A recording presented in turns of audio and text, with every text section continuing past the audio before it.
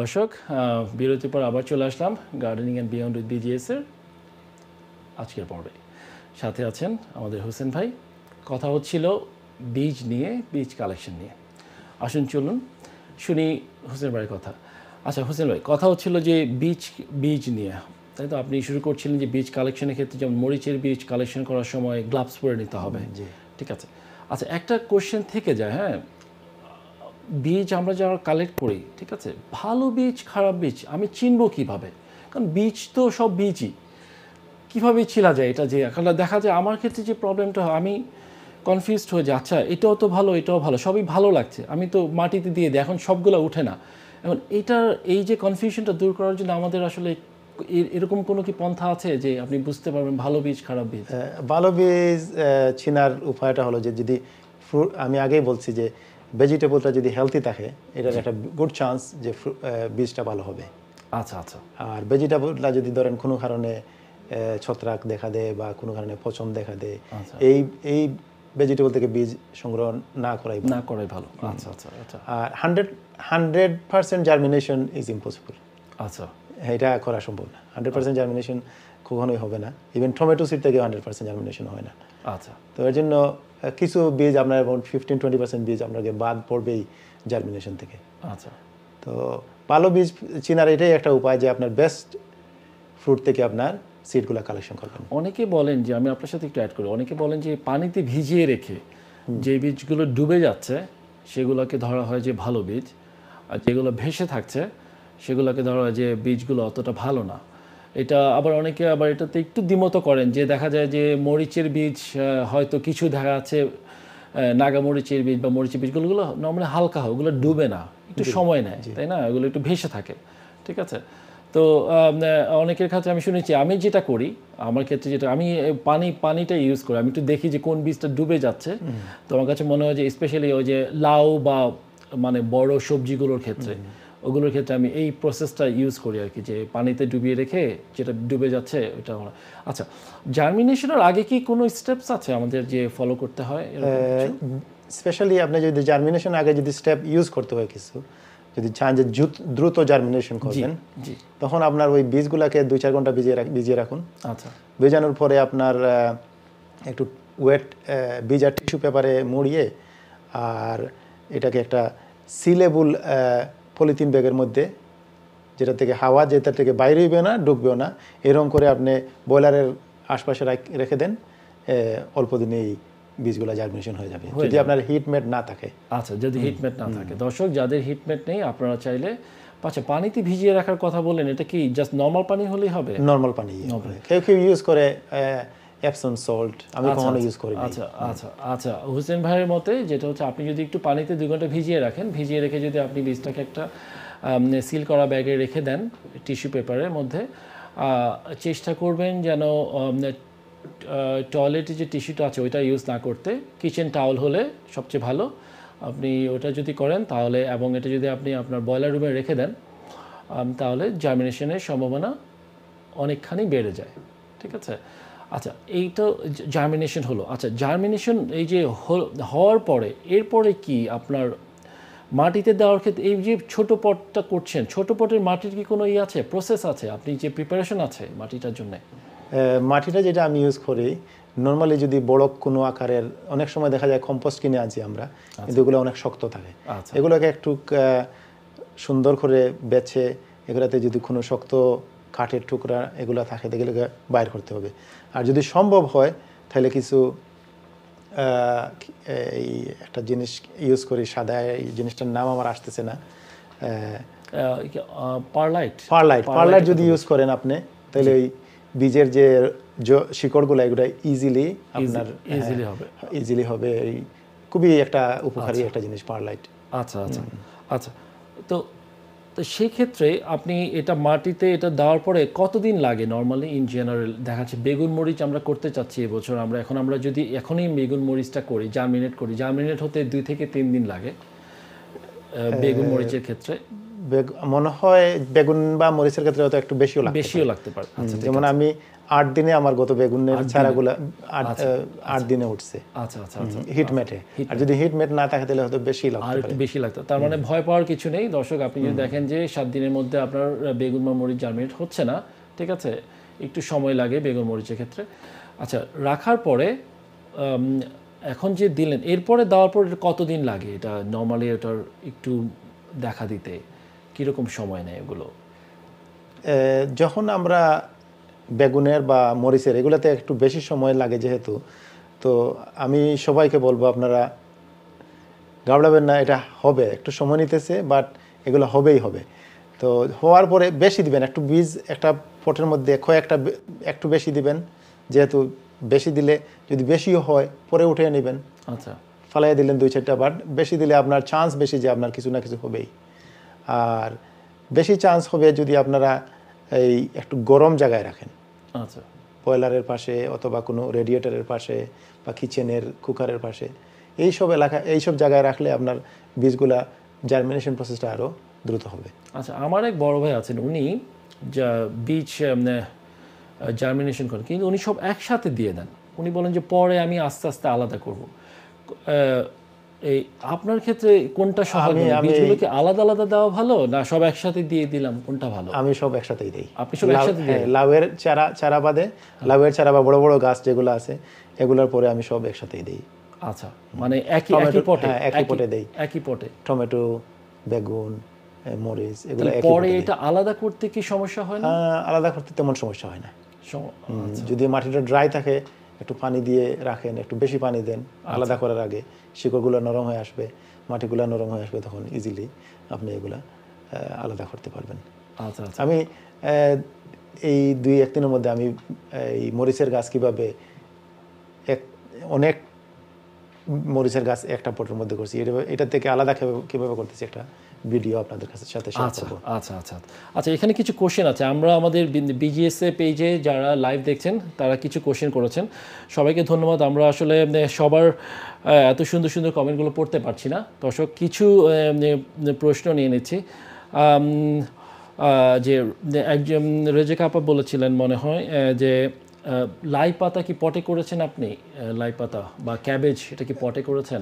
ক্যাবেজটা, red cabbage, এটা আমি পটে করেছি, বড় বড় পটে। আচ্ছা, লাই পাতা আমি গ্রাউন্ডেও করেছি, আবার আমার নিজের তৈরি কিছু প্লান্টার আছে, উডের প্লান্টার, এটাতেও করেছি। আচ্ছা, আর একটা কোশ্চেন আসছে এখানে, সেটা হচ্ছে যে লাউ যে পটটার কথা বলে, সেই পটগুলো আসলে কোথায় পাওয়া যায়? কেউ যদি যার মাটি নেই, যেমন আমার বাগানে কোনো মাটি নেই, তো আমাকে পটেই করতে হয়, তো সেক্ষেত্রে এই যে এত বড় পট কোথায় পাওয়া যেতে পারে? আপনি যে পটগুলো কালেক্ট করেন কোত্থেকে করেন? এগুলো আপনারা অনলাইন থেকে কিনতে পারেন, গার্ডেন সেন্টারে ডেফিনেটলি পাইবেন। আমি যেগুলো কিনছি বছরে 1-2 বার আপনার ওই লিডল নামে যে শপটা আছে, এরা এই বড় বড় পটগুলো এগুলো নিয়ে আসে। আচ্ছা, লিডল। তারা গার্ডেনিং সেশন করে। আচ্ছা, গার্ডেনিং এর যেমন এপ্রিল মেতে তারা একটা গার্ডেনিং এর উইক করে। আচ্ছা, তখন এগুলো পাওয়া যাবে এখান থেকে। আচ্ছা, একটা কোশ্চেন এখানে চলে আসছে, সম্পূর্ণ কোশ্চেন আমি যদি করি, পটের ক্ষেত্রে যখন আমরা করি সেক্ষেত্রে আপনি পটে করছেন, তা পটের উপরে কি মাচা দিচ্ছেন লাউয়ের জন্যে? লাউয়ের জন্য যে মাচা দিচ্ছেন সেটার হাইটটা কীরকম থাকে? অনেকে একটু প্রশ্ন করে যে আমি যদি মাচাটা ছোট হয় তখন তো দেখা যাচ্ছে আমার কি নিচে যাওয়া অসম্ভব, আবার যদি বেশি উঁচু হয়ে যায় আমার জন্য পরাগায়ন করা অসম্ভব, ঠিক আছে? তো এটাতেই আসলে কি মানে একটা মানুষের হাইট অনুযায়ী করা উচিত আপনার মতে? আমার যেটা হইতেছে, আমি 2 ধরনের প্রসেসে লাউ করি। একটা আমার শেডের উপরে দিয়ে দেই, 4-5টা গাছ আমার শেডের উপরে দেখে। আচ্ছা, আর কিছু লাউ হয় যেটা আমার কোমর থেকে একটু উপরে আমার লাউয়ের মাছা, এর থেকে বেশি না, জাস্ট ওয়েস্ট হাই, এর থেকে একটু বেশি। আচ্ছা, বেশি হলে আমার বুক পর্যন্ত এতটুকু। আর আমার তো এটাতে সুবিধা হলো যে লাউগুলা তাড়াতাড়ি একটা যে আমরা কি বলি যে স্তর, তারা এটা সেটেল হওয়ার জন্য তাড়াতাড়ি পারে। হ্যাঁ, আর আমার জন্য ইজিও হয় এটা খেয়াল যে পরাগায়ন করাটা। আচ্ছা, পরাগায়নের জন্য, পরাগায়নের কথা যখন আসলো বললেন, সেক্ষেত্রে কি আপনি কোনো কিছু করেন, যে কোনো সাহায্য নেন? যে অনেকে যেমন বলে যে ম্যারিগোল্ড দিয়ে দিই আমি, অনেকে সানফ্লাওয়ার দেয়, কারণ এত লাউয়ের পরাগায়ন হাতে করা সম্ভব হয় না অনেক সময়। সেক্ষেত্রে কি আপনি কিছু করেন? স্পেশাল কোনো মেডিকেশন মানে না না এটা আপনি মানে অনেকে দেখা যায় কি এটা একটা কথা থাকে যে আপনি যদি যেসব গাছের পরাগায়ন প্রয়োজন, যেমন লাউ গাছ, এসব গাছের সাথে যদি আপনি কোনো ফুলের গাছ রাখেন তাহলে বীজ আসে, ওরা নিজেরাই ওরা পরাগায়ন করতে সাহায্য করে। তো সেক্ষেত্রে আপনি কি এ ধরনের কিছু করেন কিনা আপনার বাগানে? ফুলের আমার বাগানে ফুলের অংশটা খুবই কম। আচ্ছা আছে ফুল বাট খুবই কম, তো আমি নর্মালি হাতেই করেন। আচ্ছা আচ্ছা আচ্ছা। দর্শক আপনারা যারা দেখছেন, আপনারা যদি অনেকের পক্ষে সময়ের অভাবে সম্ভব হয় না পরাগায়ন করা লাউয়ের জন্য, আপনারা যদি লাউয়ের বেডের পাশে সানফ্লাওয়ার বা ম্যারিগোল্ড করেন, ঠিক আছে, সেক্ষেত্রে অনেকখানি উপকার পাবেন, যেটা আমি পেয়েছি। বীজ নিয়ে কথা হচ্ছিল। বীজ আমাদের দর্শকের উদ্দেশ্যে বলছি, বীজ আমাদের এবার বীজ ব্যাংক এর মাধ্যমে বীজ ডিস্ট্রিবিউট করা হবে, যেহেতু এবার কোনো বীজ মেলা হচ্ছে না। আশাহত হওয়ার কোনো কারণ নেই দর্শক। যারা দেখছেন, যারা বিটিএসের সাথে আছেন, আমরা চেষ্টা করছি সবার সাথে কানেক্ট হওয়ার, এবং আমাদের যে বীজ ডোনার যারা আছেন তাদের একটা গ্রুপ করা হয়েছে। আপনারা যদি বীজ দিতে চান, বিজিএস বীজ ব্যাংকে ডোনেট করতে চান, আপনারাও যুক্ত হতে পারেন। জাস্ট আপনি বিজিএসের পেজে একটা কমেন্ট লিখলে হবে যে আমি বীজ দিতে চাই। আমাদের প্যানেল থেকে যে কেউ একজন আপনাকে সেই গ্রুপে অ্যাড করে নেবে। যেহেতু আমাদের মোটোটাই হচ্ছে সকল বীজের উৎস বিজিএস বাগান, আমরা চেষ্টা করি আমাদের বাগান থেকে যে বীজগুলো আসছে, যেগুলো এই দেশের আবহাওয়ার সাথে খাপ খাইয়ে বড় হয়েছে, সেই বীজগুলোই টেস্টেড অলরেডি। তো এইগুলোই আবার যখন আমরা রোপণ করবো, এগুলোর জার্মিনেশন এবং এগুলো বেড়ে ওঠা এবং ফল দেওয়ার সম্ভাবনা 100% থাকে। 100 না হলেও অ্যাটলিস্ট 99% থাকে। আমরা চেষ্টা করি। এছাড়াও অনেকে কিনেও আমাদের বীজ দিয়ে থাকেন, বাংলাদেশ থেকে নিয়ে আসেন, অনেকে সেই বীজও ডোনেট করতে পারেন আপনারা চাইলে। তো যারা এই সিড ডোনারদের একটা গ্রুপ করা হয়েছে, এবং আমরা সিড ডোনারদেরকে রিকোয়েস্ট করেছি আগামী 20 জানুয়ারির মধ্যে আমাদের কাছে যেন তাদের যে কালেক্টকৃত বীজ পাঠিয়ে দেন। সেই বীজের সেগ্রিগেট করে আমরা তারপরে কিছুদিনের মধ্যে আমরা একটা ফর্ম রেডি করে ফেলবো। বীজ যারা চাচ্ছেন তারা সেই ফর্মটা ফিল আপ করেই বীজের জন্যে রিকোয়েস্ট করতে পারবেন। বীজগুলো আমরা চাচ্ছি যেন প্রত্যেকটা শহরেই একটা করে বীজ ব্যাংক থাকে, আমরা সেভাবে কাজ করার চেষ্টা করতেছি। এবং প্রত্যেকেই আপনারা সেই বীজ ব্যাংকের মাধ্যমে আপনাকে লন্ডন থেকে কালেক্ট করতে পারেন। আপনি যদি বার্মিংহামে থাকেন, বার্মিংহামের সিড ব্যাংক থেকে আপনি বীজ কালেক্ট করতে পারবেন। আপাতত এতটুকুই আছে আমার কাছে। এখনও আমরা ফর্ম এখনও পাঠানো হয় নাই। ফর্মটা আমরা কিছুদিনের মধ্যে করে ফেলবো ইনশাল্লাহ। বিজিএস পেজে চোখ রাখুন, আপনারা এই সম্পর্কে আরও জানতে পারবেন। ধন্যবাদ। আচ্ছা হোসেন ভাই, কথা যেটা হচ্ছিল, আপনি যখন বীজ করেন, এই যে মরিচ করলেন, ঠিক আছে, এখন মরিচ বেগুন এখন করলেন, তারপরে আমরা দেখা যায় যে অনেকে ফেব্রুয়ারি থেকে টমেটোটা করে, কারণ টমেটোটা হচ্ছে ফেব্রুয়ারিতে দিলে তারপরে তাড়াতাড়ি ফলনটাও আসে। মার্চের লাস্টে বা এপ্রিলে গিয়ে অনেকে লাউয়ের বীজটা দেয়। তো এটা কি আপনি কি ব্যাচ আকারে করেন, যে আমার এই ব্যাচটা আমি দিয়ে দেখলাম এটা কাজ হলো কি না, পরের ব্যাচটা আমি দেখবো, যে এটা কি এরকম? অনেক লাউয়ের ক্ষেত্রে আমি ধরেন ফেব্রুয়ারি থেকে শুরু করি, দুইটা বা চারটা লাউ আমি ট্রাই করি যে ফেব্রুয়ারি থেকে বড় করার জন্য। তারপরে মার্চ এপ্রিল পর্যন্ত আমি লাউয়ের চারা ধাপে ধাপে। তো সেক্ষেত্রে কি মানে সমস্যা হয়ে যায় না? কারণ অনেকের ক্ষেত্রেই যেহেতু এখানে ইউকের বাসাগুলো একটু ছোট হয়, তাই না, অনেকের জায়গা থাকে না, কিচেনে যতটুকু আসে, অনেকের আলো আসে না। তো তাদের ক্ষেত্রে একটা সমস্যা হয়ে যায় যে আমার বাসায় তো আলো নেই, তারপরে আমি যে এত চারা করব সেটা তো পর্যাপ্ত আলো পাবে না। সেক্ষেত্রে আমরা চিন্তা করি যে আমি এপ্রিলের পরে করব, তারপরে সাথে সাথে মেতে লাস্টে গিয়ে আমি দিয়ে দেবো। এপ্রিলের শেষের দিকে হলে ওটা রিস্কি হয়ে যায় না। তখন আপনার এনাফ টাইম হবে না যে এটা আপনার বড় করে বাইরে নেবেন। আচ্ছা, যদি এনাফ টাইম না থাকে, অ্যাটলিস্ট একটা স্টেজে না পৌঁছায়, তাহলে আমরা বাইরে নিতে পারতেছি না। আচ্ছা আচ্ছা। তো সেক্ষেত্রে আপনি বলছেন যে আমাদের এখনকার কাজ হচ্ছে বাগানের মাটি প্রিপারেশন করা, ঠিক আছে। যাদের গ্রিন হাউস আছে তাদের গ্রিন হাউসগুলো আমরা করে ফেলতে পারে, গ্রিন হাউসগুলো সর্ট আউট করতে পারে। মাচা টাচা যে আউটবিল্ডিং যেগুলো আছে সেগুলো আমরা ঠিকঠাক করতে পারি দর্শক। তারপরে আমরা মরিচ আর বেগুনটা এখন দিয়ে দিতে পারি, যেহেতু এটার জার্মিনেশন হতেও সময় লাগে, এটা বড় হতেও সময় লাগে। জি। ঠিক আছে, ফেব্রুয়ারি থেকে আমরা হয়তো টমেটোটা দিয়ে শুরু করতে পারি। আচ্ছা, ঠিক আছে। বিজিএস এর সাথে আছেন, আমাদের অনুষ্ঠানে খুব বেশি সময় নেই, অল্প কিছু সময় আছে, আমরা যদি চলে যাই। বিজিএস এর সাথে আছেন, গতবার যে চারা মেলা আপনার ছিলেন, ঠিক আছে, এবার আমরা সামনে আগামী বছর, এই বছর আমরা চারা মেলাটা বড় আকারে করার চেষ্টা করছি, যারা সবাই পার্টিসিপেট করতে পারে। আমরা এই জন্যেই সবার কাছে অনুরোধ করছি, যারা বীজ করছেন, বীজ থেকে চারা করছেন, তারা যেন একটু নিজের জন্য করে একটু বেশি আকারে করেন, যাতে তারা আমাদের বিজিএস ব্যাংকে চারাগুলো ডোনেট করতে পারেন, যার মাধ্যমে আমরা সবার মাঝে ছড়িয়ে দিতে পারবো। এছাড়াও যারা কমার্শিয়ালি করতে চান, যারা তারাও করতে পারবেন। আপনারাও যদি আমাদের সাথে যোগাযোগ করেন, বড় আকারে আমরা চারা মেলা করার চেষ্টা করছি। আপনারা আপনাদের যে চারাগুলো আছে সেখানে এসে আপনি অন্যদের মাঝে শেয়ার করতে পারবেন, বিক্রয় করতে পারবেন। এই ব্যাপারে আরও বিস্তারিত সামনে আসছে আমাদের বিজিএস পেজে। আপনার এইটা কি, প্ল্যানটা কি? এবার গতবার যে চারা মেলাটা আপনি দেখলেন, বিপুল সংখ্যক লোক, জি, আমি তো ভয় পেয়ে গেছিলাম একবার, যে এত লোক চারা, এই যে ডিমান্ডটা দেখেন, বিজিএসে শুরু হওয়ার পর থেকে কিন্তু ডিমান্ড বাড়ছে। প্রতিদিন প্রায় প্রতি উইকে প্রায় 1 থেকে 150 লোক জয়েন করছে, তারও বেশি। আমি নাম্বারটা হয়তো ভুল হতে পারে, ঠিক আছে। এখন প্রায় 20,000-এর মতো সদস্য। এই যে একটা ডিমান্ড, ঠিক আছে, কিন্তু সাপ্লাইটা কিন্তু ওরকম আসছে না, ঠিক আছে। এখন আমি চারা করছি, তার পরের বছর জন্য কি আমার চিন্তা করা উচিত যে আমি যদি আমার নিজের জন্য আমি বীজটা রাখতে পারি? কারণ বিজিএসের মোটোই হচ্ছে নিজের জন্যে আগে করুন, নিজের জন্য চারা করুন, যাতে পরের বছর আপনি একই চারা করতে পারেন। এভাবেই আসলে বিজিএস যেটা চেষ্টা করছে সবাইকে স্বয়ংসম্পূর্ণ করার নিজভাবে, যাতে আপনাকে অন্য কারোর উপর ডিপেন্ডেন্ট হতে না হয় চারার জন্য, বীজের জন্যে। তাহলে আপনি নিজের বীজ, নিজের চারা থেকেই ফসল নিলেন, ফসল থেকে আবার বীজ করলেন, সেটা পরবর্তী বছর এভাবে চলতে থাকলো। আপনার যা উদ্বৃত্ত আছে সেটা আপনি অন্যদের সাথে শেয়ার করলেন। আসলে বিজিএসের উদ্দেশ্য এটাই।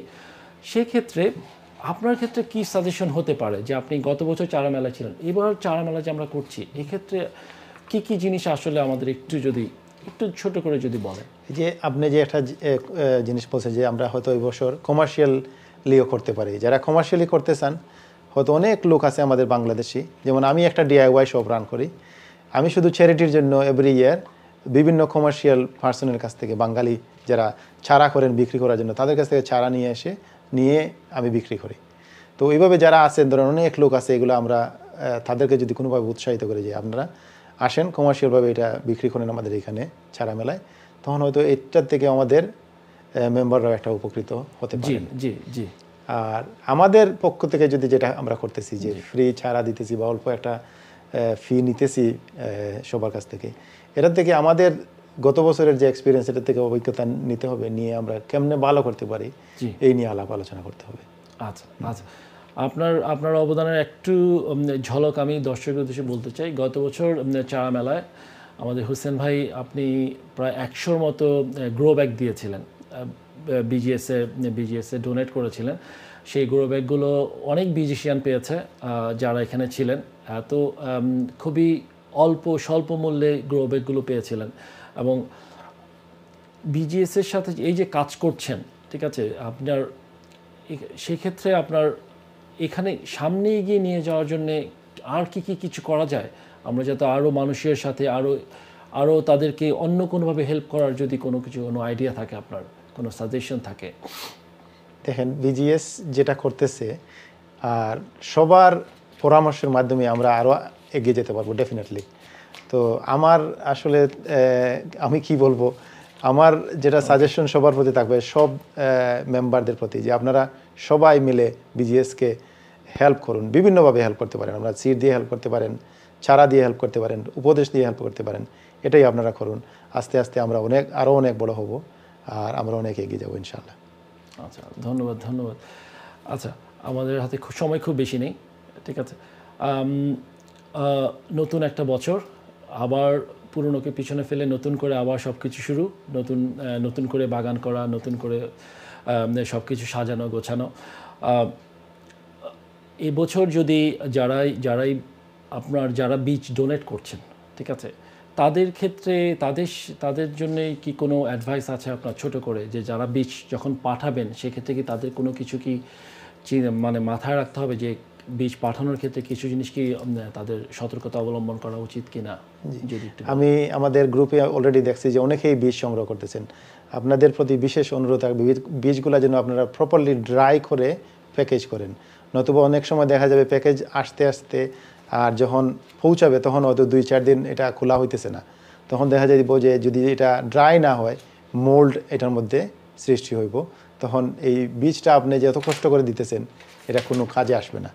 তো বীজটা দেওয়ার আগে প্রপারলি এটাকে ড্রাই করুন আর আমাদের কাছে পাঠান। ধন্যবাদ। ধন্যবাদ হোসেন ভাই, আজকে চমৎকার কথা হলো আপনার সাথে।